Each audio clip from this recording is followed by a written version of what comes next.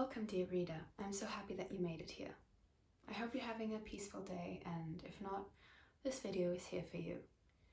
Today I decided to talk about the 11 most favorite books that I read in 2021, plus one book that I hated so much that I wanted to hurl it out of the window and never look back. Anyways, let us just get started. Grab a cup of tea or coffee or whatever you like and enjoy.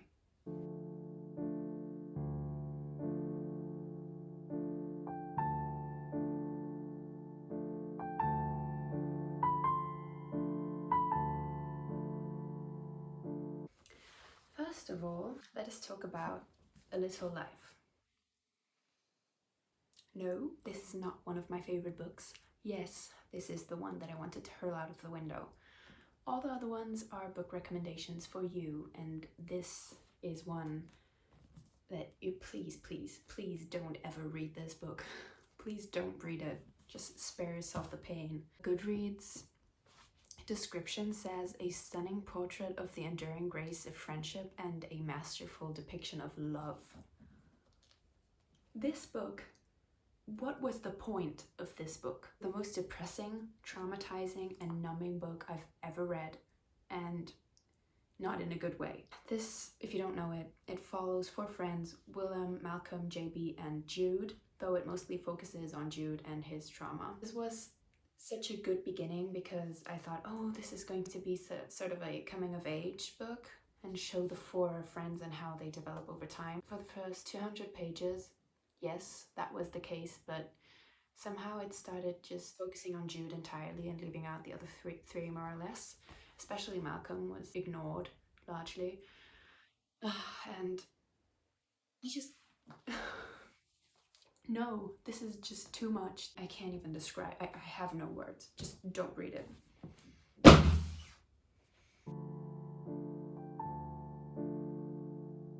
Now that we are done with that, we can continue with the actual favorite books of 2021. And number 11 being Eleanor Oliphant is Completely Fine by Gail Honeyman.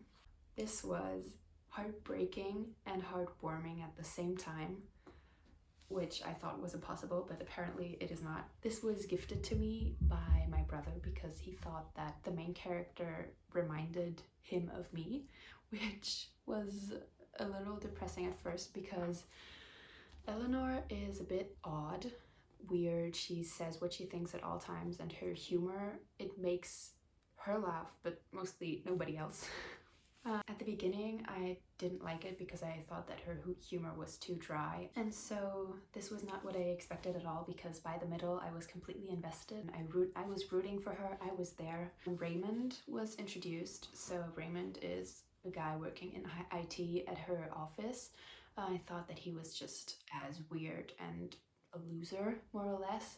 But this is essentially a story of friendship and the way that these two, even though they at the beginning don't really like each other, the way that this develops and how they become such good friends. Eleanor has the same job for 9 years, eats the same thing every day, and thinks that she's completely fine. This book shows her development and how she deals with her trauma from childhood and how she heals from it, and Raymond just forms such a big part in it.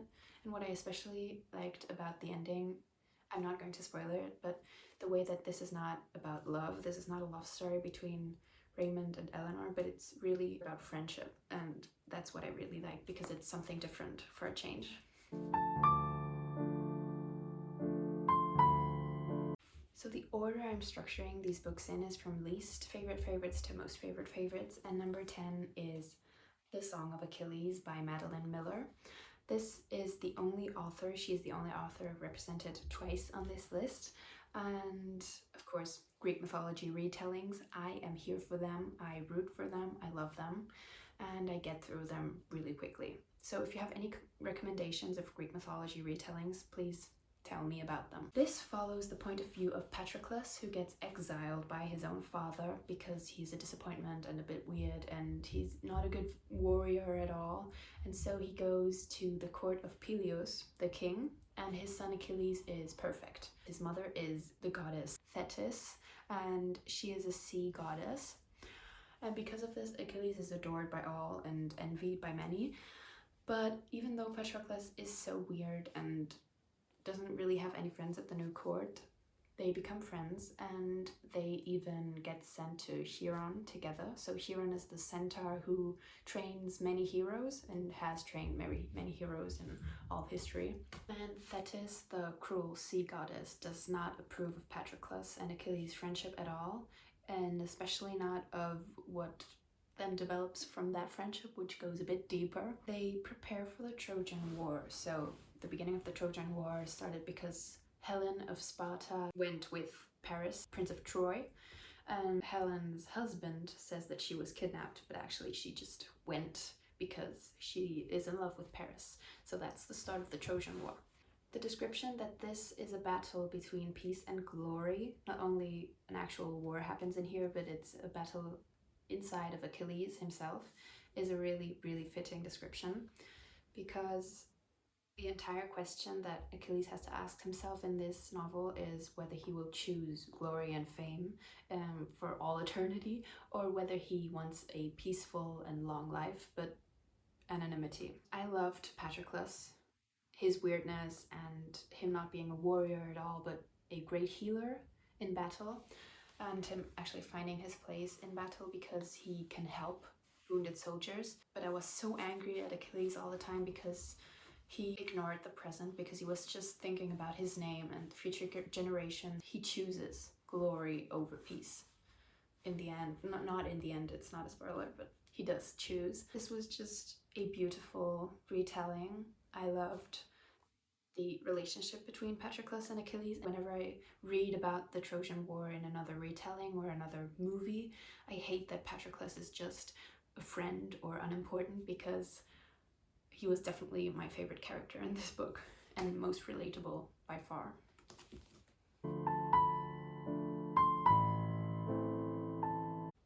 Next we have Richard III, The Tragedy of Richard III by William Shakespeare.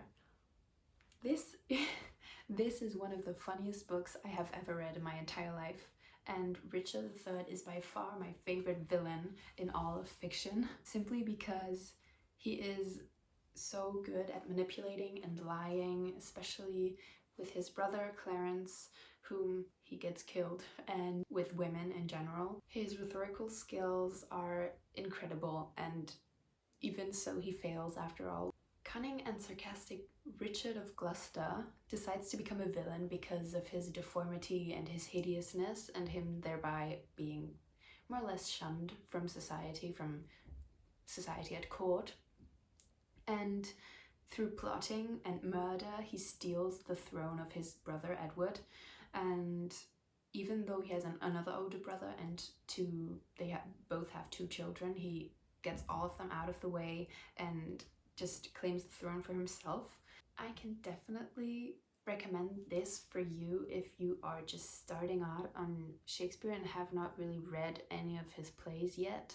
I think that this is really easy to get through comparatively, and especially through all of this dialogue that is happening between the characters. It's so filled with action that you don't really get bored, or it's not really too difficult. The next book on this list we have is High Fantasy by Patrick Rothfuss, and it's The Wise Man's Fear. From the Kingkiller Chronicles, and the first book being The Name of the Wind, which I'm sure many of you have heard of, if not even read yet. A quick disclaimer, I'd like to really underline the difference between YA fantasy, so young adult fantasy, and adult fantasy, because many of my friends have told me that they don't really enjoy fantasy because it's always the same trope and always the same brooding, dark male character and as a love interest. And please, please, please, if you don't like young adult fantasy, please try adult fantasy before you write off fantasy altogether. And The Wise Man's Fear may be a hard book to start with, but I have another recommendation of adult fantasy later on, so stay tuned for that. If you're not familiar with The Name of the Wind or the Kingkiller Chronicles in general, The Name of the Wind follows the main character Quoth, I think it's Quoth, who tells his own story to a chronicler so that he writes it down, because he has become one of the most notorious wizards of his world, and so this chronicler wants to get his story. His story in the first book is essentially a coming-of-age novel because it starts with him and his family as a troupe of traveling players, and then he continues on to a magical university, which is one of the most famous universities, or even the only one. What I did not like about the first book was just so much better in the second one. That's why the second book is on this list and not the first one. Quoth is quite the unlikable character at the beginning because he's incredibly arrogant, and it's incredibly slow paced. The first book, it's I think 1,000 pages, and I don't know whether that was really necessary. But the second book, I think it's even longer, but that was definitely worth it, and the length was needed. So in The Wise Man's Fear, Quoth leaves the university, which he had worked so hard at to get into, even because of a rivalry with another student who is aristocratic and has a lot of influence and power. And so he travels the world, gets entangled in a court society, leads a group of mercenaries into the woods to disperse a group of criminals. He tries to reclaim the honor of his people, so the troopers, the Edemaru, because they have quite the foul reputation, but it's not really true at all. And he travels with the famous Adem mercenaries, who don't really talk, but have a form of sign language that brings across emotions, but they just use speaking for intimate purposes, so just with their families, and formal communication is just by sign language, and that is so complex. I really enjoyed this culture of the Adem people, and Quoth's time spent there because he matures so much, just because he becomes one of these people through several exams and trials, and when he leaves he is just much more likable to me, and also much more modest in a way, and wise, so the title is quite fitting for this book. I'm really looking forward to the sequel of the Kingkiller Chronicles. It's not out yet.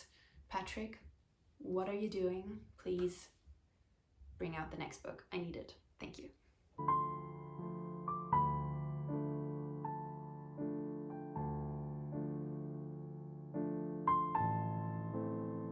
Book number 7 is Mythos, or Myth, by Stephen Fry. This is not really a Greek mythology retelling.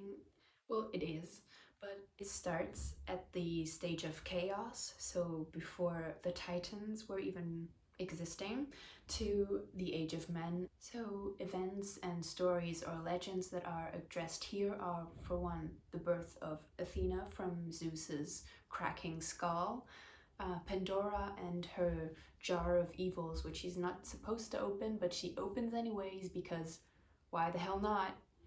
And of course Prometheus and his punishment for giving fire to the human beings. And we follow the Golden Age of Men, the Silver Age of Men, and the Titanomachy, I think you pronounce it that way, so the war between the gods and the Titans, so Zeus and Cronus.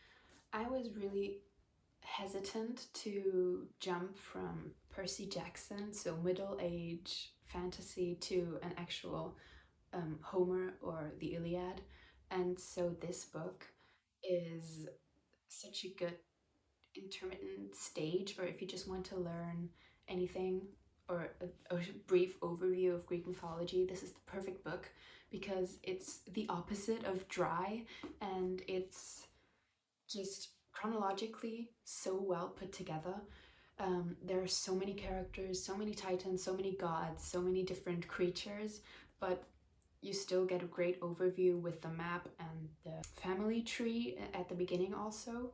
And what I like most about this book is that Stephen Fry slightly adapted it to modern humor and also vocabulary, so it seems quite modern, but you know it's just adapted because it's actually really ancient content in here. And so this book actually just seems like a really, really dramatic family history, and I recommend this to you if you are at all interested in Greek mythology, because it's quite the quick read and it's enjoyable from start to finish.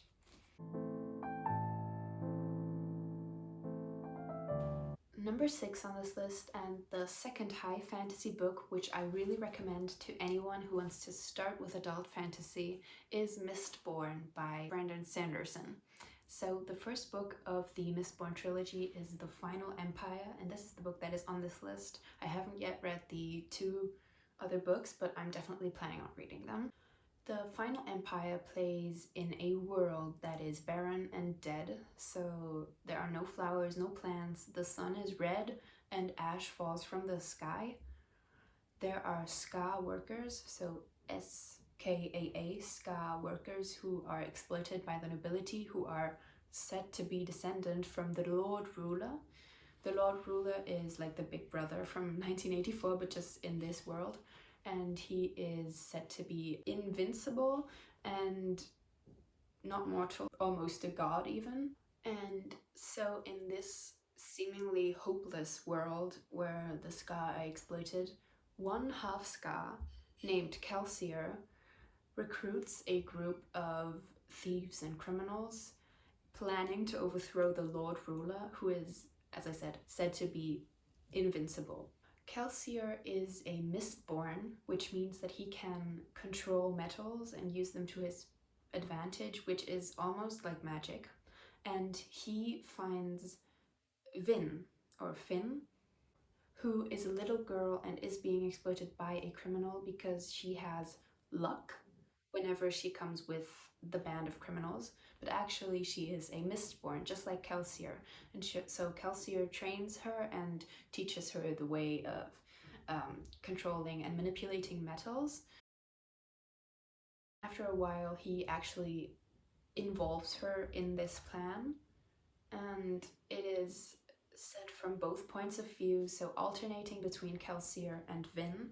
And not only do I love the magical system of manipulating metals, it's really unique, and the complex world building, but I also highly enjoyed the way that this is also partly a coming of age novel, because Vin, at the beginning, she is so shy and closed in and doesn't trust anybody, and at the end of the first book she is almost grown into a woman who has found friends and has opened up, found her powers, and gained so much confidence, and I really enjoyed that. Also, what I would like to say about this book is that it's so full of action. The end is mind-blowing, incredible. I was gripping my seat and flipping the pages as fast as I could, so if you want action and also a bit of romance, but not the usual fairy porn kind of romance, not at all, it's slow burn, definitely, then I really recommend this to you.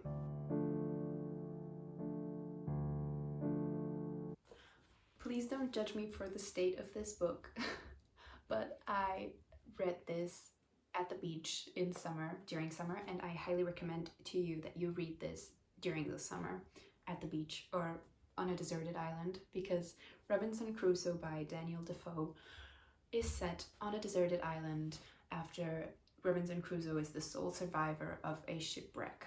This is almost a daily journal retelling how Robinson Crusoe learns to live alone, fashion his own clothes, builds a shelter for himself, encounters cannibals, and of course Friday, whom he becomes dear friends with, and the way that he learns to live in isolation and finds God. I didn't really enjoy that part very much because I'm not religious, but every other part of this book, it was mundane in some parts, but I enjoyed it.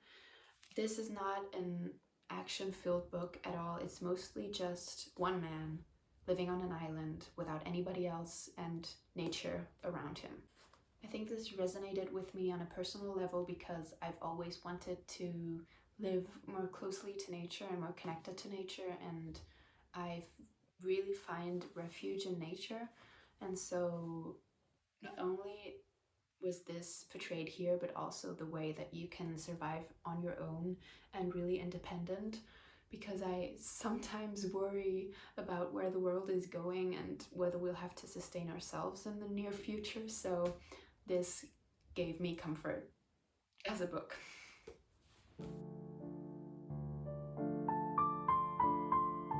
The next book is actually the first book that I read in 2021, and that was Anne of Green Gables. I actually listened to this as an audiobook. I highly recommend that. I think it's on Spotify by Ellen Montgomery herself. I'm not sure. But I highly recommend walking through nature while listening to this, because this is also a really nature-centered book. It follows Anne, who is an orphan and gets sent to Avonlea to the Cuthberts by accident, because they actually want to adopt a boy to help them with farm work, because Miss and Mr., so their brother and sister, not married, need help with the farm because they're getting older. And then when Anne arrives, being a girl, they don't really want her and they want to send her back, but then they decide to keep her and they adopt her.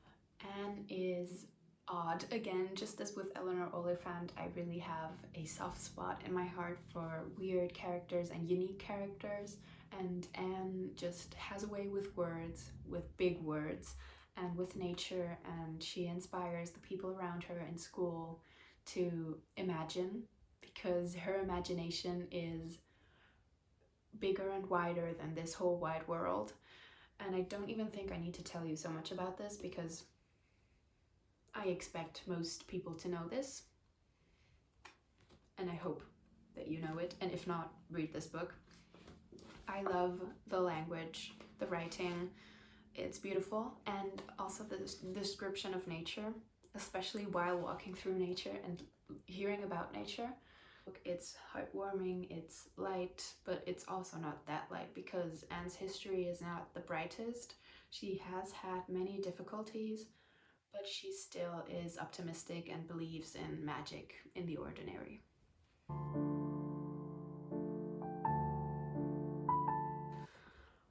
Okay, so we're now within the top 3 books of my list of beautiful 11 books.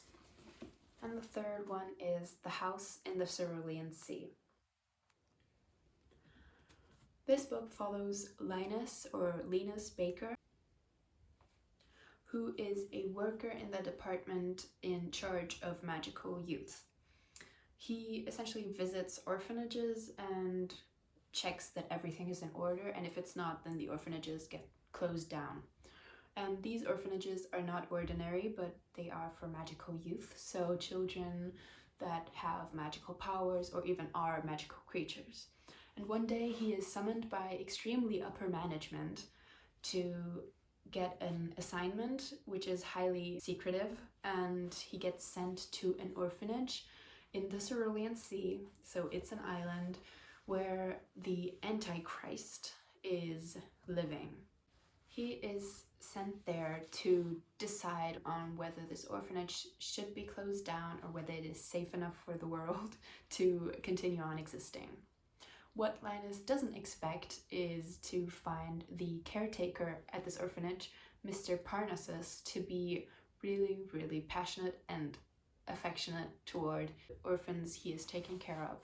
I think the best part of this book was the change in perspective that Linus Baker received once he actually traveled there, because the magical creatures are rumored to be dangerous and crazy and not really children at all, but what Linus realizes here is that they are, after all, just children, and that they deserve better than to be registered and have to be sent to these orphanages or different schools apart from normal children. Linus is highly, highly respective of his duties, and that is why he is chosen by upper management. But in this orphanage, and especially with Arthur Parnassus, so the caretaker, Linus gets faced with this choice. Do I actually listen to my heart, or do I follow duty? And it's a heartwarming book. This is the only book in 2021 that made me cry, and in the best way possible. When you're feeling down, when you're feeling depressed, read this. and you'll believe in magic again and in the good in the world, especially because of the children and because of Arthur. They're just beautiful, and they are so pure and innocent, the children, that like your heart grows so much that it wants to burst outside of your chest.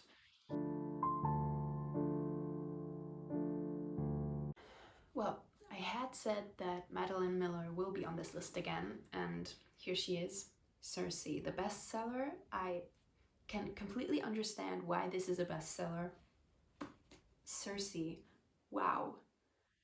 This resonated with me on such a deep personal level. I felt so very identified with Circe. Of course not, I'm not a witch, but just had to learn to live by herself on an island. Again, you recognize a pattern here, so as with Robinson Crusoe, she lives on a deserted island close to nature and animals, and she discovers witchcraft.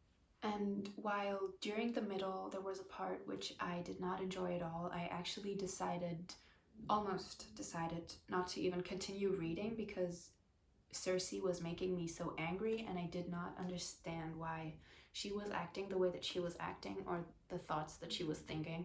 But she had obviously just lost herself, and the ending rounded it all so well that I really loved this book. It was a perfect ending. Within the scope of Greek mythology, it's so realistic, it is so authentic. But of course, if you don't know this book, first a little bit about the plot. So Circe is born to the Titan of the sun, Helios, and she does not have his powers. She has the voice of a human being, and as she turns a normal fisherman into a god and a spiteful sea nymph into a vicious monster, Zeus bans her to an island which is called Ayaya, and she has to live there for the rest of her immortal life, so forever. And on this island, she hones her powers of witchcraft. She learns to listen to herself and trust in herself. She encounters the Minotaur, Daedalus, and Icarus, as well as Odysseus? I'll just say Odysseus. It doesn't sound right. Circe is more or less standing right in the middle of gods and men because she is immortal and has powers, but she also seems like a human being. I do highly recommend this to you because, for one, it's a Greek mythology retelling, and another, it's one of the most authentic books that I've read this year, where a character truly goes through deep development and comes out on the other side really knowing herself. In contrast to the beginning, she is not as gullible or naive, but rather finds herself.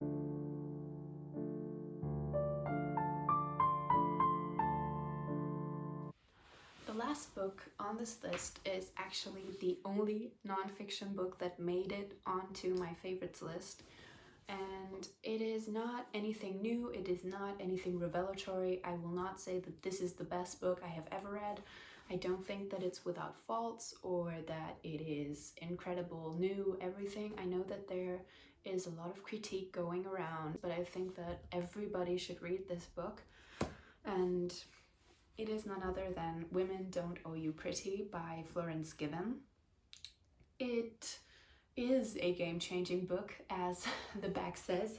A game-changing book that every woman needs, but not only every woman, but also every person in this entire world. This not only concerns self-love and self-confidence, but also the patriarchy and ways in which sexism is ingrained even in feminine brains subconsciously. And I felt highly identified with this because I did follow many of these things just because I thought I was supposed to do them, and not because I actually wanted to do them. Following conventional beauty standards and buying many products just to seem more acceptable in society. It also addresses marginalized women and people of color and the way that not everyone is as privileged to simply carry out the advice that is given in here. Just read it. This book is highly inspirational, and it really tells you to just be the love of your own life, to dump them, how to get out of a toxic relationship, how to identify the patriarchic standards that you are subconsciously following, and it tells you that you do not exist to please the male gaze as a woman. This is, again, not revolutionary. Florence does not claim to be revolutionary, but I think that this book is necessary because I felt that I did not really feel free, or do not feel free in this society. And of course, a society cannot be perfect. It's really complicated with many different forms of systems. No system can be perfect. And of course, people in power will always try to take advantage of those below them. But many of my friends also, I feel like they could really gain from this book in the way that I did. I've tried to treat myself much more kindly, and especially to talk to myself much more kindly, cherish myself and to respect myself, and to only let myself be treated in a way that I would want to treat others. And I mean, the cover is beautiful. Look at this cover, and also the art. Florence is also an artist. This is the best book I've read this year. It has impacted me the most by far, and I think that I will recommend this to many of my friends. That was all. That was my list of 11 books that I loved and read in 2021. They were not published in 2021 necessarily, but I did read them for the first time in 2021. And if you have any recommendations or your favorite books of 2021, please let me know in the comments below so that I can get some new recommendations as well, and the comment section can just be recommendations for everyone. I look forward to seeing you again soon. Love, Aline.